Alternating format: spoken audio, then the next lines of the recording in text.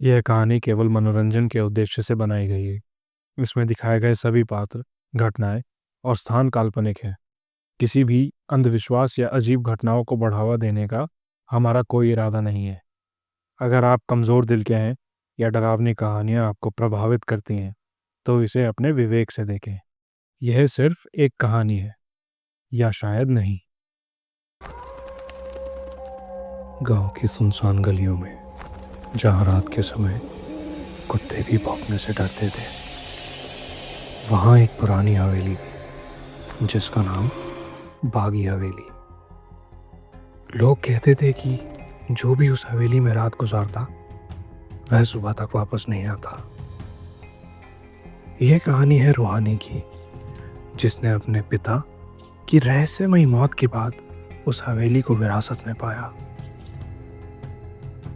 वो अपनी नासमझी में वहां रहने चली गई। जब रूहानी ने दरवाजा खोला तो एक सड़ी गली दुर्गंध ने उसे पीछे हटने पर मजबूर कर दिया। अंदर जाले लटके हुए थे, दीवारों पर गहरे लाल धब्बे, मानो किसी ने ताजा चित्र बनाया हो। पहली रात उसने अपना बिस्तर लिविंग रूम में लगाया। जैसे ही वह सोने लगी, जैसे कोई धीरे धीरे दीवार खरोच रहा हो। उसने टॉर्च जलाई, पर वहां कोई नहीं था। शायद चूहे हैं, उसने खुद को समझाया। लेकिन जैसे ही उसने लाइट बंद की, एक काली परछाई उसके पैरों से रेंगती हुई छत तक चढ़ गई। रूहानी की सांसें तेज हो गई। उसने कंबल ओढ़ लिया, लेकिन तभी एक ठंडी सांस उसके कान के पास महसूस हुई। रूहानी की रगों में खून जम गया। हिम्मत करके उसने आंखें खोली तो सामने दीवार पर एक बड़ी दरार दिखाई दी। दरार के अंदर से दो आंखें उसे घूर रही थी। अगली सुबह रूहानी गांव के बुजुर्ग ठाकुर बाबा के पास गई। बाबा ने उसकी हालत देखी और कहा, बेटा, वहां मत रहो। वह हवेली किसी आम आत्मा की कैदगाह नहीं, वह एक पिशाच है। रूहानी ने घबराकर पूछा।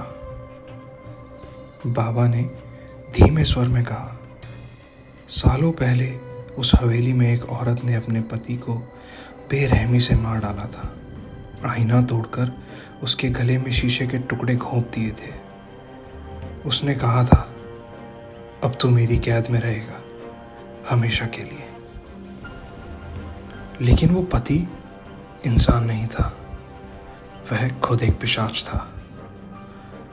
रूहानी को यकीन नहीं हुआ, लेकिन जब वह हवेली लौटी तो टूटा हुआ आईना अचानक पूरा था और उसमें एक आदमी की काली परछाई नजर आ रही थी।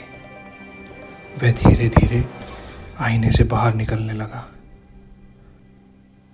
सुबह जब ठाकुर बाबा ने हवेली का दरवाज़ा तोड़ा तो वहाँ बस एक टूटा हुआ आईना पड़ा था, लेकिन अब उसमें दो परछाइयाँ दिखाई देती थी। एक रूहानी की और दूसरी जो उसके पीछे खड़ी थी, उसकी गर्दन पर हाथ रखे हुए। अब लोग कहते हैं कि जब अंधेरा होता है तो बागी हवेली के आईने से एक धीमी आवाज़ आती है, और अगर कभी आप अपने आईने में किसी को अपने पीछे देखें तो समझ जाना वह तुम्हें लेने आया है, शायद आज रात। अगली बार जब लाइट बंद होगी, याद रखना मैंने कहा था सब्सक्राइब कर लो।